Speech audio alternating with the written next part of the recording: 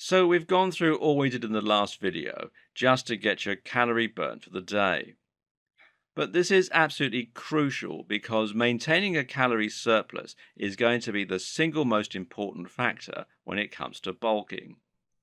As long as you're eating more than you're burning, then you will get bigger over time. So just why is a calorie surplus so important? Well, the first and most obvious reason is that building muscle requires energy. You're asking your body to construct new tissue from the protein in your diet, and that means you're going to need to eat more to provide that energy.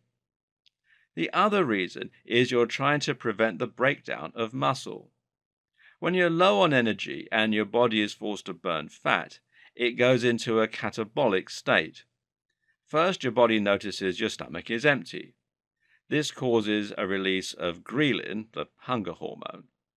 That in turn triggers the release of cortisol, the stress hormone, which is designed to encourage your brain to go and seek out food.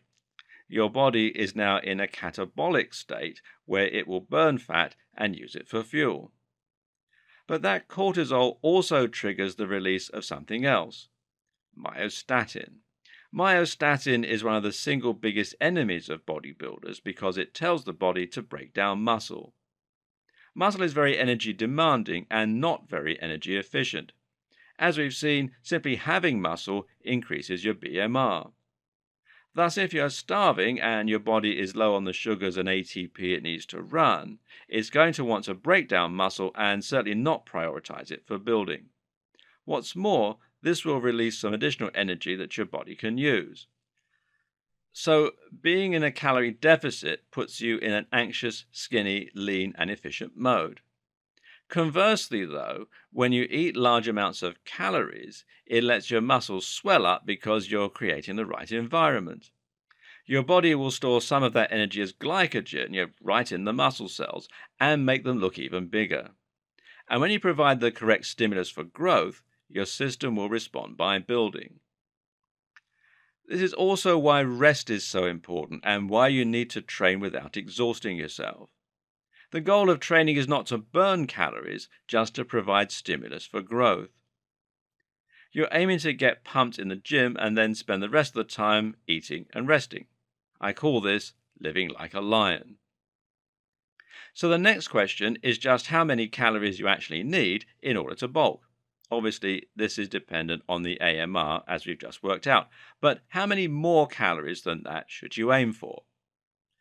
The answer again varies and is dependent on various factors, such as whether you're more interested in a lean bulk, meaning that you add muscle with very little body fat, or a dirty bulk, meaning that you add both muscle and fat. A very clean bulk is achievable with something like 150 to 200 calories a day. A slightly clean bulk is around 2 to 300, and if you want a dirty bulk, you could go up to 400 to 450. Higher than that, though, and you're starting to get into fat territory. You're going to place a bit of strain on your body and potentially cause acne and other problems, and this can also be unhealthy.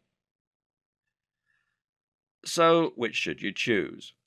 Well, if you're someone who's very skinny and you're just starting out, you can go for a pretty dirty bulk with a surplus of 300 to 400 calories. Because right now, you're probably in a position where you want to be a lot stronger.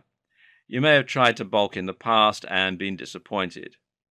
But at the same time, you're a noob, which means you have the potential for noob gains. In other words, you have the potential to bulk up and fast if that's what you want to do. And in your current situation, it probably is what you want to do as well. Later on, you can do a short-cutting cycle in order to bring your body fat back down and reveal the definition and striations. Conversely, if you're someone who's an average size right now, perhaps a mesomorph, then you may well be a little stocky but also carrying around a bit more fat than you want. If you're already at around 12 to 15% body fat, then you'll probably want to avoid adding too much extra, and so in that case, you'll do better to bulk a little slower without so much excess. And finally, if you're someone who is at or around their genetic potential, or you're someone who is already in good shape, then a clean bulk is the safest way to go.